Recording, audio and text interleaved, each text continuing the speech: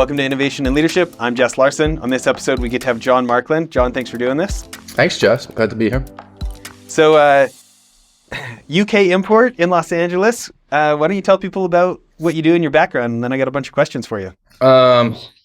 Would you want personal history first or professional? Wherever. You tell us. Well, tell us the business. Tell us what you do there, and then we'll get into a bunch of other stuff.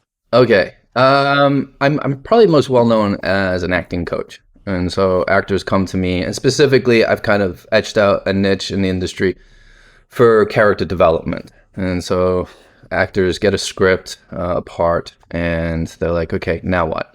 And so they kind of come to me and we kind of look at where they are in their life, what's going on, where they'd like to be, where they're not, things that they'd want to work on with themselves, where that might parallel with the character, and then start to build like this inner landscape of what's the emotional journey of that.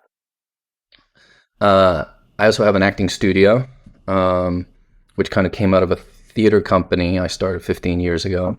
And the studio now is in both LA, New York, and we service probably 1,000, 1,200 actors a year. My passion, my love, my home.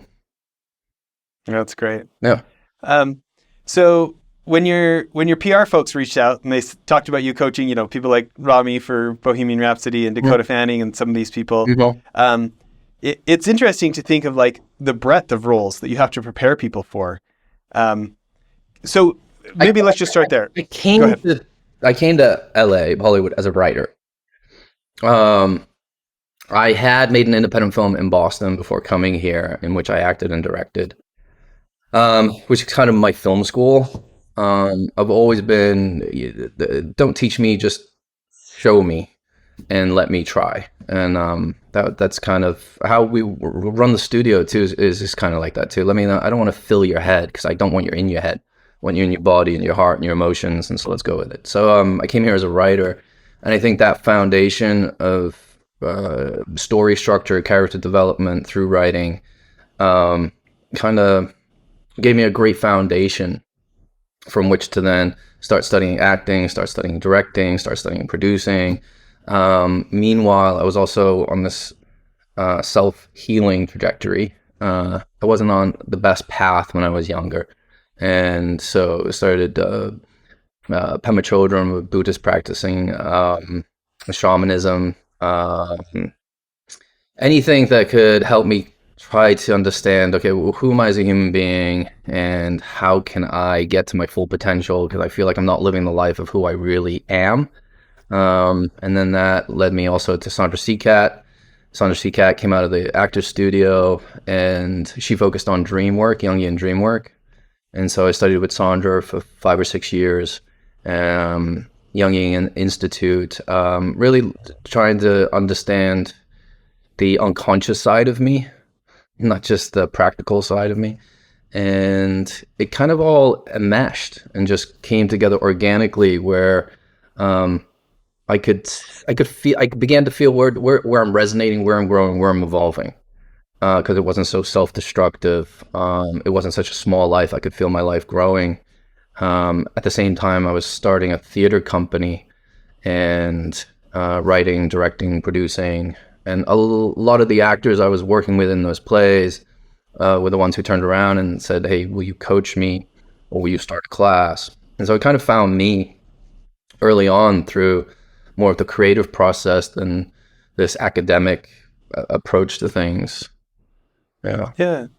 So, you hear a name, like you hear about Rami or Dakota Fanning and these people who many of us have a lot of respect for their acting and like what they've done on screen. Yeah. They obviously have such a foundation, but are still looking for something more. Yeah. Where is it that you fill that gap, or how does that work?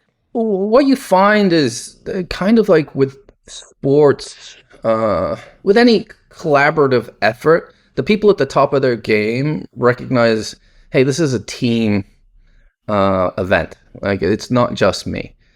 And so often actors will come to me again to help internalize, to create an emotional life that makes sense to them, that brings some of them into it, but is also of the imagination and also serves the story.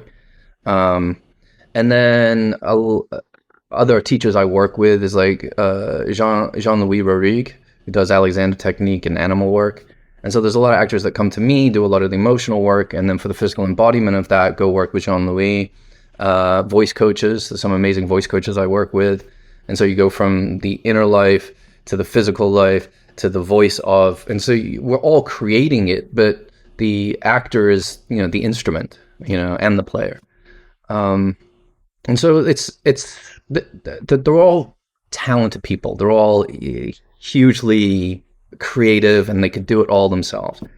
But they also recognize the more perspectives, more intuitions, more experience from different places. It fills it out and creates a much bigger life.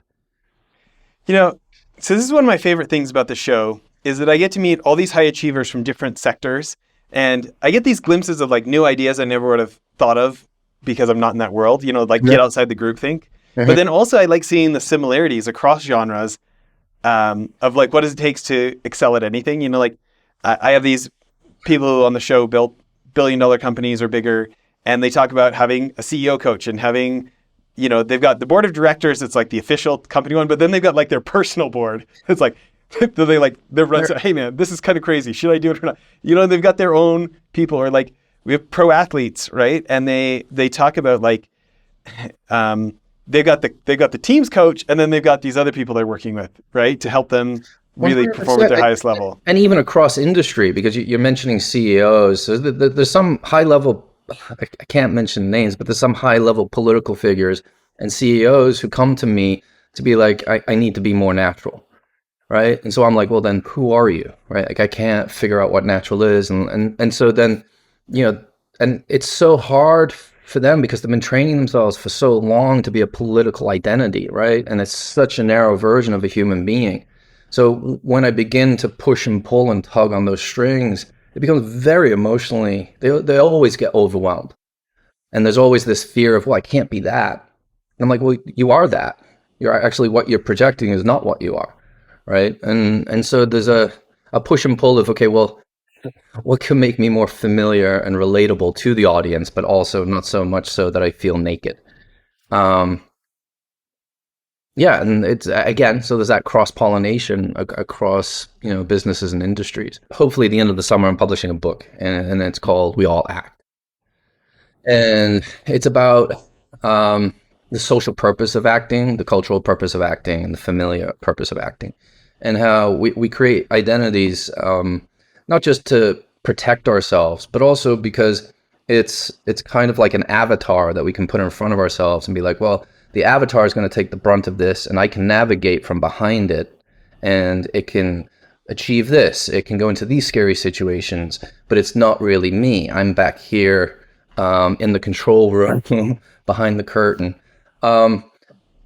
The unfortunate part of that is, though, you get to those achievements and they feel empty because you feel like, well, hang on, it's my avatar that actually succeeded at this and not me. And so people are relating to this avatar that don't actually feel like the truth. And so I think part of the purpose of the book, part of the purpose of the studio is there's no achievement if it's not you, right? And so what's this identity that you want to be seen as? What do you believe it's protecting and why? And let's see if we can slowly peel back all these layers. It's really important for actors because as an actor, if you have an identity and then on the other side of it, you're trying to play a character, you're playing through a double veil. It's like a double act. And so can we at least drop one act so you can be more creative in the character act? Yeah.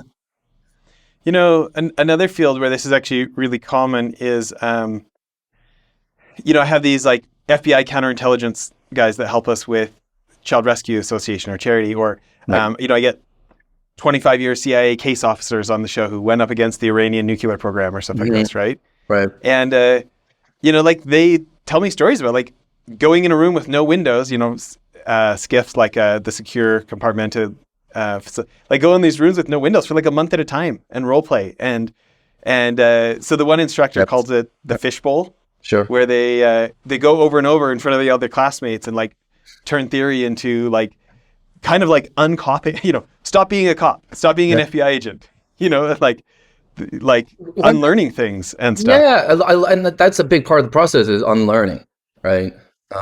Especially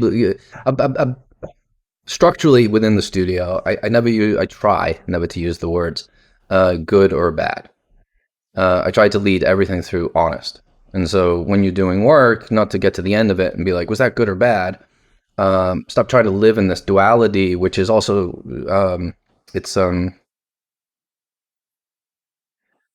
it places the value system outside of yourself. And so ask yourself, was it honest? And at the end of the day, if you get to a place where it is honest and it's the true you, it will resonate. Whereas if you're attempting to be good at something, sure, it might hit, luckily, here or there, but it's not going to resonate in the same way because you're not coming from a place of integrity. And so, again, there's this pretending, this hoping. And sometimes it works, and there's also a certain formats of film and TV where I think you have to be in that place because it's so astronomically surreal. It's very hard to find, something that is true. Yeah. The longtime listeners of the show know that I love my art and my action sports and my child rescue. But I'm trying to get, like I was saying to you before we turned on the camera, I'm trying to get rich enough to pay up for all the child rescue stuff and make my own movies. So I'm always watching and learning, and I listen to my audiobooks on screenwriting for fun. Last night I was watching Actors on Actors, Michael Fassbender and Carey Mulligan talking about The Killer and Maestro. Right. And it was really interesting hearing them get inside the head of those characters that are, distinctly different. So different. Right. And they are. Carey talking about animal work, which I didn't know much about, and these ideas of to push themselves, to get themselves into a whole different space. And in her case, embodying a real life person that she wanted to do service to, and Fassbender was talking about his experiences, I think, on Hunger and representing a real person too, and the difference when you're playing just a character versus you're playing someone who actually existed. And, sure. Carey talking about voice coaches and learning how to speak in different parts. I think she was talking about different parts of the palette and or maybe, okay, actually, I think that was Bradley Cooper. I watched his, it was a Directors on Directors, him and Spike Lee. And he was talking about his voice coach to become the maestro, Lemmy, I can't remember his first name. Anyways. Leonard Bernstein. And literally speaking with different muscles and really trying to because they had a lot of tape of him speaking. Yeah. And how to genuinely simulate it and his choice to stay in character while directing the movie. So he would go play the part and then he would direct, but he had 4 to 6 hours of prosthetics on in the morning before the show started. So he was not getting out of that to be a director, right? And so he directed the whole movie as the character. And he felt that was much more efficient. Bradley's a bit of a phenomenon. The dedication, conviction, and curiosity and depth, and the extent to which he'll go is, I'm not surprised he has the career that he does. He is a maestro in many ways. What the building of character that you're talking about, there's a couple of classes and approaches to the work that we do at the studio. One of them is archetype work. And so using your parents as your archetypes. And so you become your parents. At first, it feels like you're just mimicking them, right? Where you have to talk with their voice, talk with their cadence, behave like them, dress like them. And then I put them into a scene, and you're not the character in the scene, you're your parent in the scene, right, of this given circumstance. But your job is to hold the emotional integrity and the physical integrity of your parent. And what actors begin to do is they begin to realize, oh, the character I know best are my parents because I've been studying them from birth, right? Not only that, your parents have been training you, right? How to smile, how to talk, how to say dada, mama. And so that's the physical life that we inherit. But the scary part, or which I think is the magic part, is the unconscious inheritance of the parent. which is we inherit things like insecurities from our parents. We doubt about ourselves. Yeah. Even your parent could not, like, in a way, figuratively, commit a crime, but we then carry the guilt of it. And so we live our lives with these restrictions or these inherited insecurities that were never ours to begin with. And so what is it when you begin to realize, oh, hang on, I don't have to feel like I'm unaccomplished. I'm only 30 and I really have the rest of my life to discover something, but I'm holding this from my dad, who at the end of his career felt unaccomplished. And in a way, it's like a transference of love. Like, I love my dad, and so I carry this for him. But once you're able to unburden that, and this is where you sit in classes, you see actors' faces change. Sometimes their voices change, postures change. And you're like, oh my God, that person just transformed because they let go of this psychological thing that they were holding on to, which was also holding a physical representation of it. And so, yeah, your structure might actually change, and so your voice changes, your grins change, whatever it is. It's one of those things where everyone in the class suddenly gets goosebumps. You're like, what just happened? And it's letting go of that inheritance of it. So the reverse engineering of that is what Carrie and Bradley are talking about, which is you have to then build that as if you have the inheritance of whatever their family was. Yeah, it's interesting that I keep making leaps to other parts of my life or people I know, right? Mm-hmm. And it makes me think about like Steve Jobs and his reality distortion field and how he felt like traditional thinking. What is that?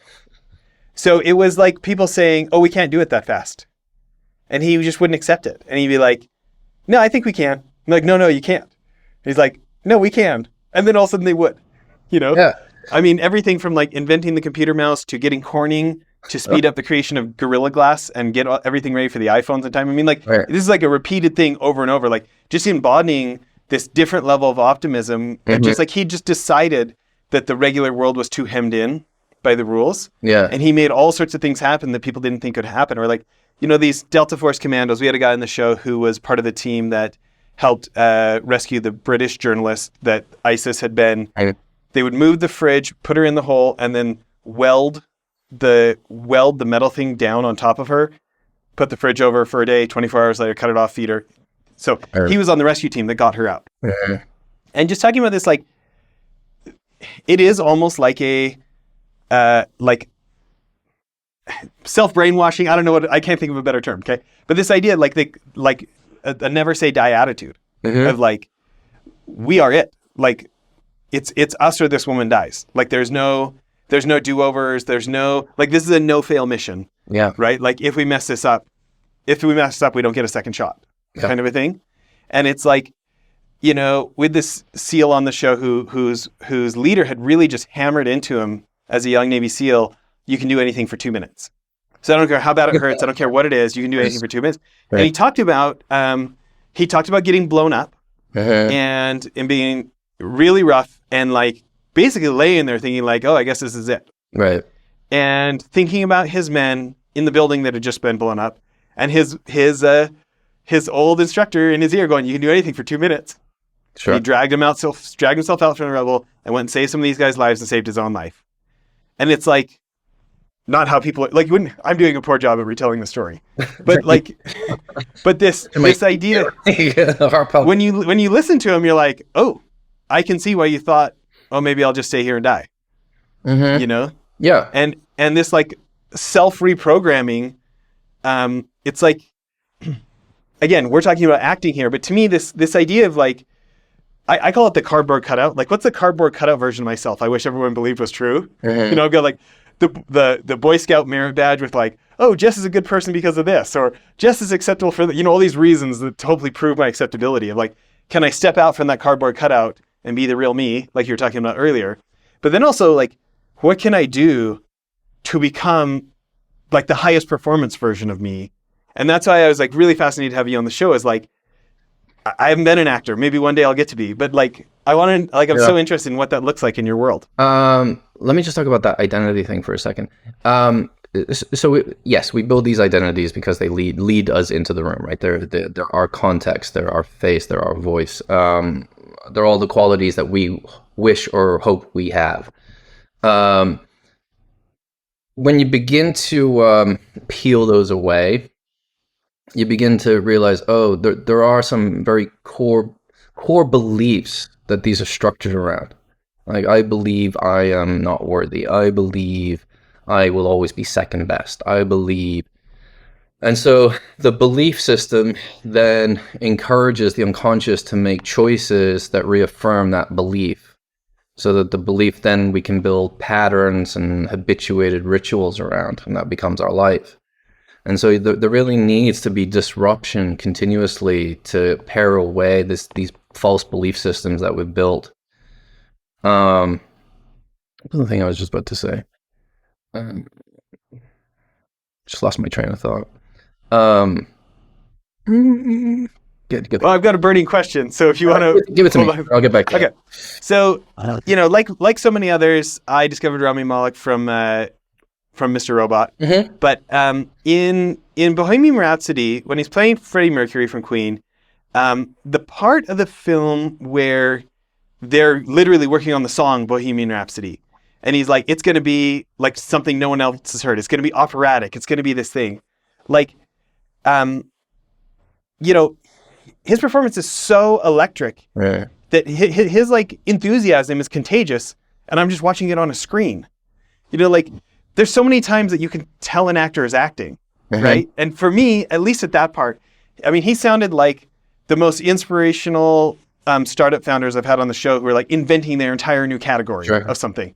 Do you know what I mean? It's like nobody gets it, nobody agrees, they don't care at all, and their core people are willing to like go into the darkness with them, and everyone else tells them they're stupid and crazy and all these things. And like it was like a visceral experience for me.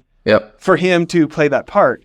And I'm wondering if you have any like insight for the rest of us of like what goes into an actor's mind. I mean, you actually coached him for that movie. Like, what goes into an actor's mind to get to that level where we all get to have that kind of an experience watching them? That's a big one. Sure. Okay, what's one piece of that? Okay, so we get a script, which is a story, and we read it, we look at it, what do we relate to? What are the facts of this world? He's a musician. What's his relationship to his parents? Where does he come from? What are experiences he's had that have shaped his belief system about who he is? Where does that parallel with your own belief system? Because if you can have empathy through a belief system, then you're immediately going to understand, then I know how to navigate my choice making, where I hide, where I expose, where I pretend, where I am authentic. So already you're beginning to create like an emotional map, right? I know in this situation, I would choose this because I still have this belief system. And there was a lot of alignment. It's been a while since Bohemian Rhapsody, but there was a lot of alignment between Rami and Freddie Mercury. They are both inspirational creatures, and they are both so sensitive. And so there's this hiding in and through their art, which gives them the strength that I think at times in their own life may not have been there, right? And so there's a little bit more hiding in their own life where they can engage in who they know they are, because there's a great deal of truth.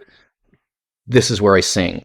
This is where I act. This is where no one can question, and I won't even take any questions about who I am. And then often an actor will find a key like that, and suddenly it's like putting on a suit, and you're like, oh, this is my suit. I know how to go. I remember Rami having issues with the teeth. I remember when they put the teeth in, him calling and feeling very insecure. Like, I can't talk with these. Suddenly, he put something foreign on his body that separated him from the character, right? And so, okay, well, what's the emotional attachment to those teeth? Like, what's the physical parallel that Rami has? Is it your lips or your eyes? What's something that you feel self-conscious about, but is also something that you're recognized for, and people recognize you as this brilliant artist? And so can you endow that body part with that? Yeah, it's the biggest thing for an actor is to believe themselves. And if you can get to a place where the actor feels like this is an experience, I understand and can embody and feel truthful in what I say it, how I react, how I express, how I gesture, how I move, then it's all play. At that point, they're not really thinking about what I'm doing as an actor. They are the character experiencing the moment. And that's when it goes from pretend to experience. And that's when we get these transformative, transcending experiences where like, oh, that person just became that. Yeah. Yeah, it's fascinating. Who've been some of your other, well-known clients like the Dakota Fannings or something that... Most recently, Jeremy Allen White, who has just been on a tear, winning every award that there is for his show, The Chef.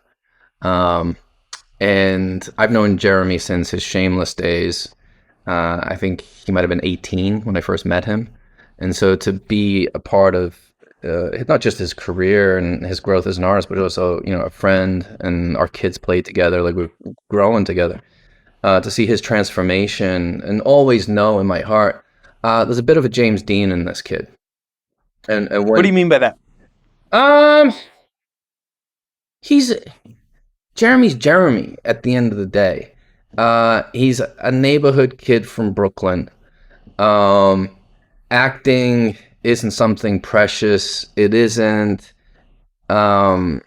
something like he's not a thespian at work. He's more like a mechanic who knows how to fix a car.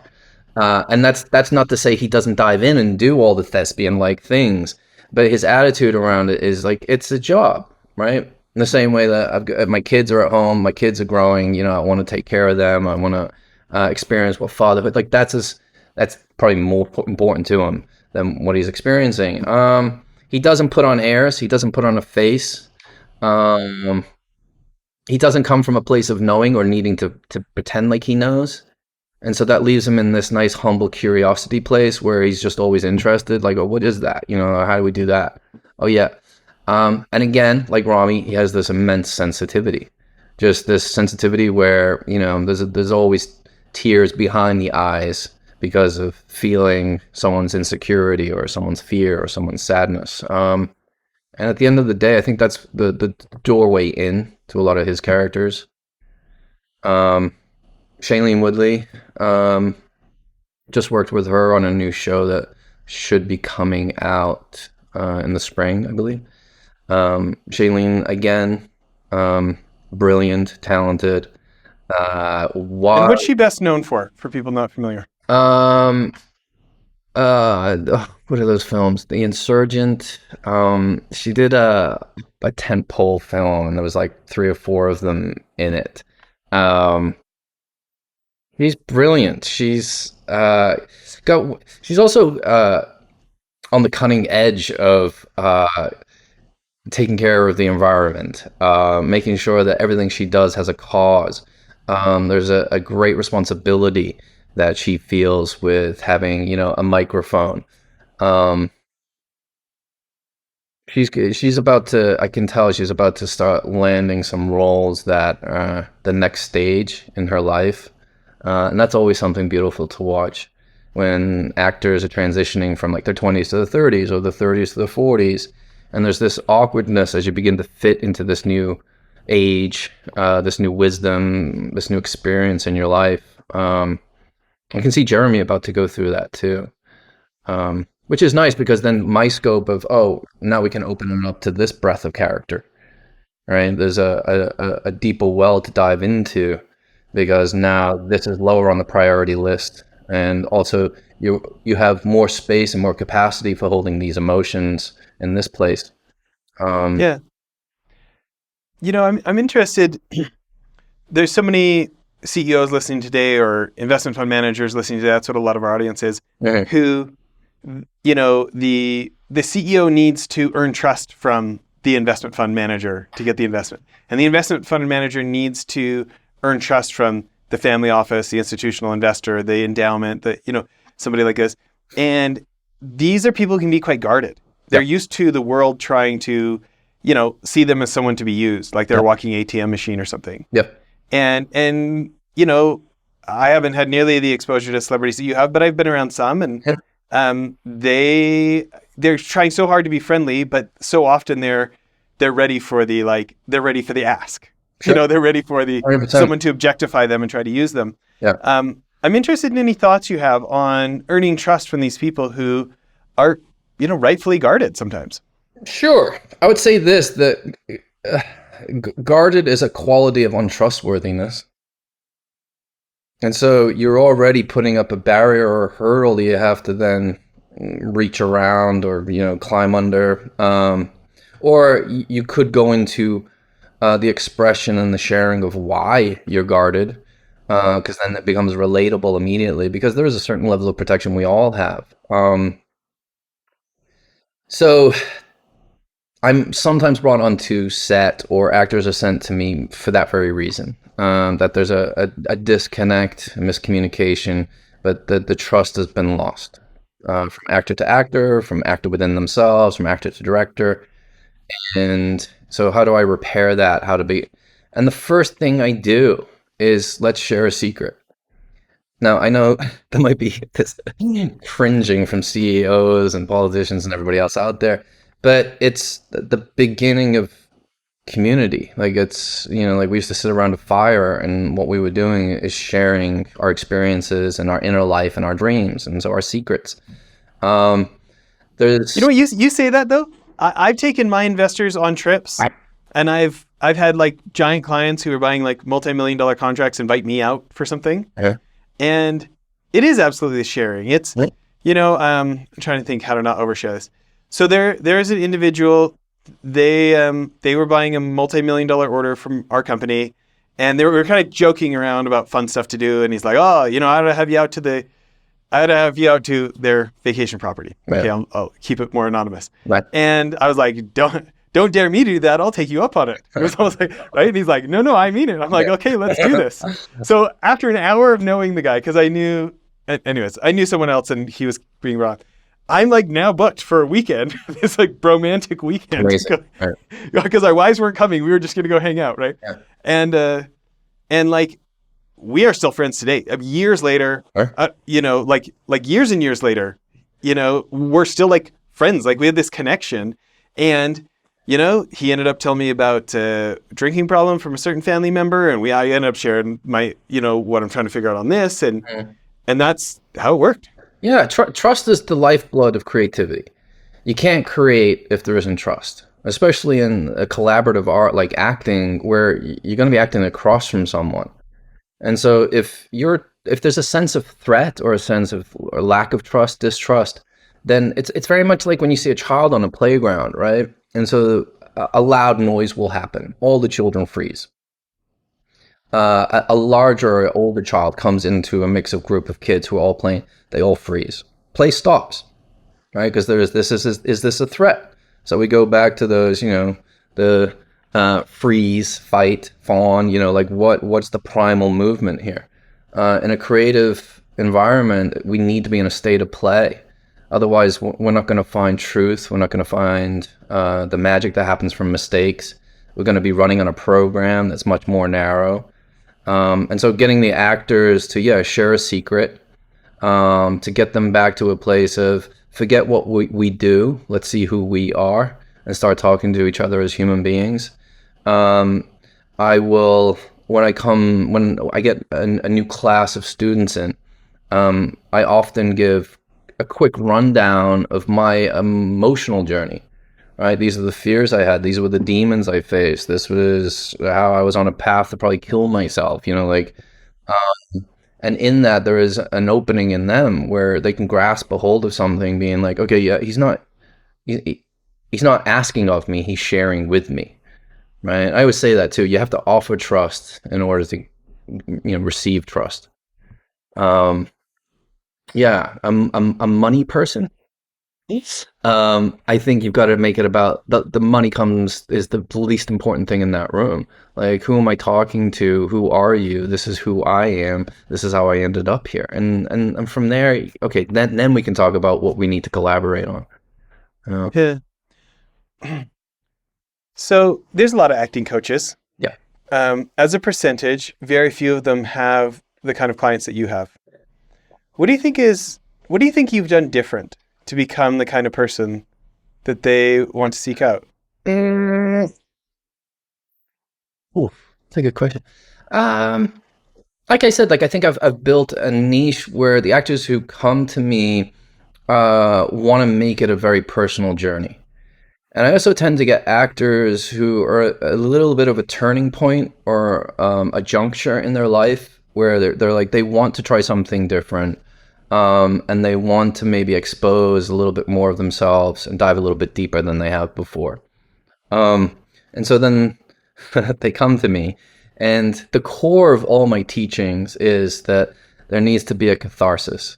There needs to be a cathartic focus to whatever aspect of your life or the character that we're trying to arrive at. I myself, like a part of my training was through kind of the classic actor studio, the method.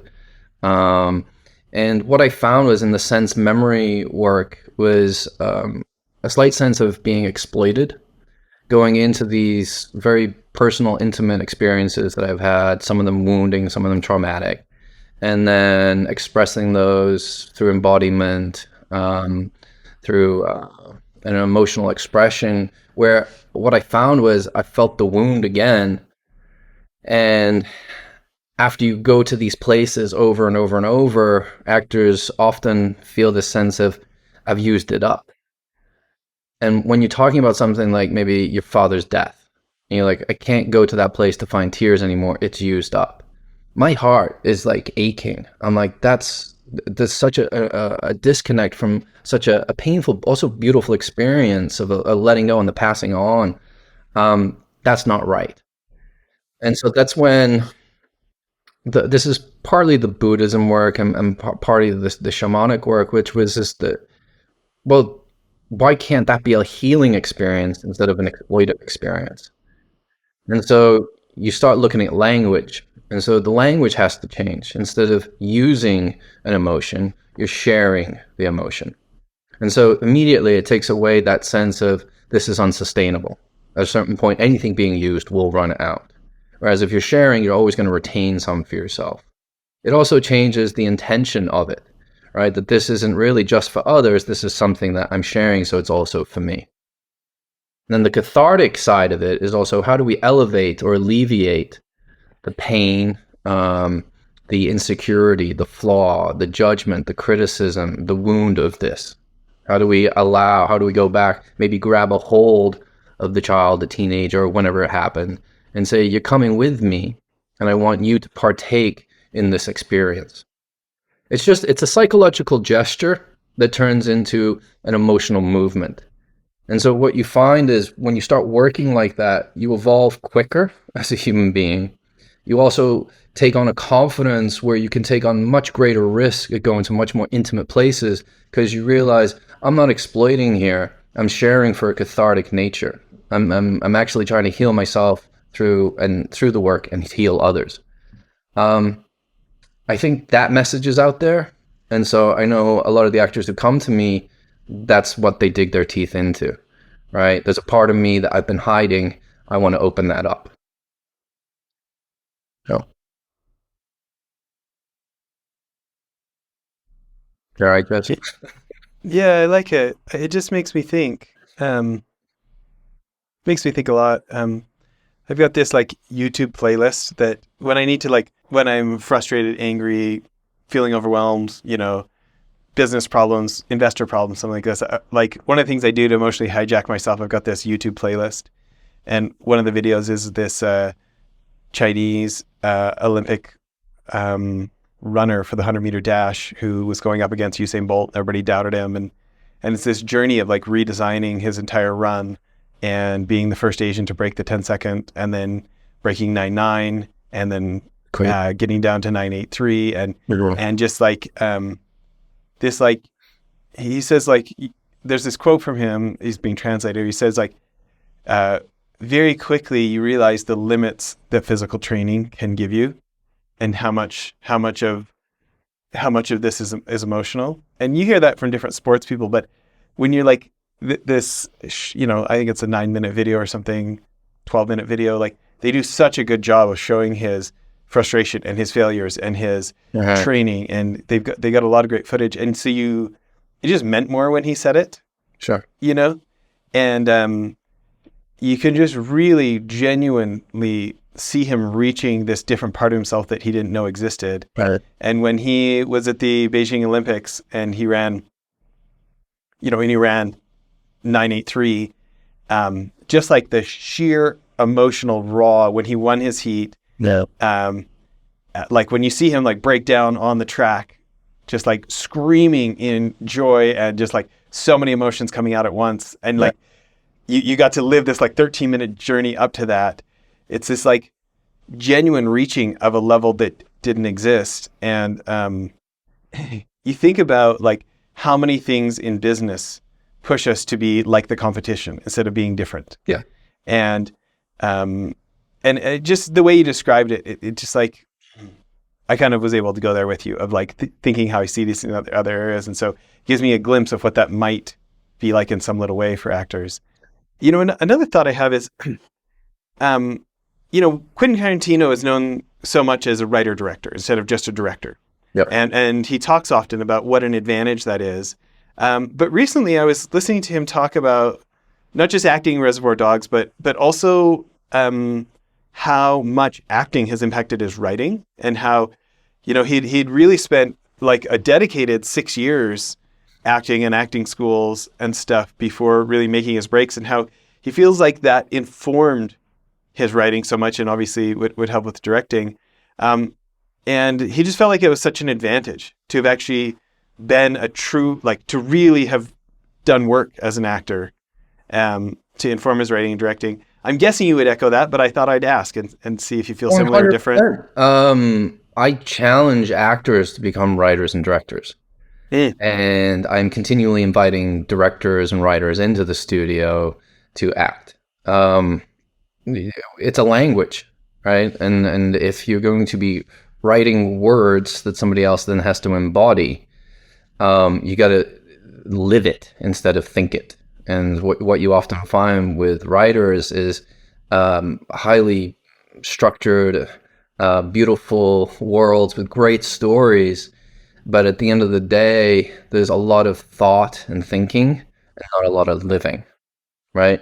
And so when the writer comes in and begins to act, they suddenly realize, oh, I don't need to say that. I can just look like this. I can posture like this. I can use this intonation, and you'll feel the warmth instead of me having to say I feel warm. Directors, the best directors to me are the ones who have been actors. And primarily for this, a sense of trust in what the actor can do. You certainly see it with Bradley, where Bradley is able to focus on what he needs to do to become a different human being while allowing the other actors to do their work. Directors who don't... What? Go ahead. Well, it's funny. Like the point of pride, it's like, I discovered that punk band before everyone else. You like get this like feeling of like something special. Yeah. I was a total Alias fan. My wife and I had been sick this Christmas, like as newlyweds in Huntington Beach, California. We went to Walmart, I think it was like 2002 or something, bought like the Alias box set, and we just like, being sick together on the couch, binge watch the season, which, pre-Netflix wasn't as common of a thing, right? And I remember back then being like, how is Will Tippett not a main character? Like, this guy is killing it. This guy might like to be the best guy on screen. Yeah. And so I feel like slightly vindicated, like he's my punk band I found early. Yeah, he's had seemingly such an unwavering belief in himself that it's allowed for a conviction that is built upon risk. Seemingly, it seems, no sense of safety in Bradley's course. He has sought out risk and dove for risk, and to all of our benefit, it's paid off. Yeah, like there's a video of him when he was at the actor's studio as an acting student asking Robert De Niro a question, and even the question was kind of poignant, and you're like, oh, like that kid's got something. Yeah. Wow. Well, I know we're about out of time, why don't we start with websites of the school and yourself, and if people want to get on a waiting list for the book, or tell us all the things. Yeah, so the website's the marklandstudio.com. We're also on Instagram as the Markland Studio. The book, we don't quite have a release date, but I know right now it's supposed to be August of 2024, and it's called We All Act. Feel free to come to the studio. My favorite thing is when non-actors or maybe just other artists approach the studio. I think that level of experience and that sense of not knowing brings some magic into the studio. I love when people have had careers and then suddenly make a switch or a shift and realize, you know what, I've always had this dying passion to actually act or to write or direct, and they come in and that life experience translates in a way that's full of truth. They've got nothing to lose. Yeah, what else? I love it. Is there anything you want to leave us with today? Anything I want to leave you with? Well, kind of what we were just talking about with Bradley, which is, if you really want to succeed, you've got to live in a place of risk. And it's going to feel uncomfortable. It's going to feel scary. But the more you live there, the more confidence and more belief in yourself you will gain. And it's where the creative life is, right? If you want to be an artist. I love it. Well, thanks for doing this. Thanks, Jess. It was great talking to you. Yeah. Okay. Bye, everyone.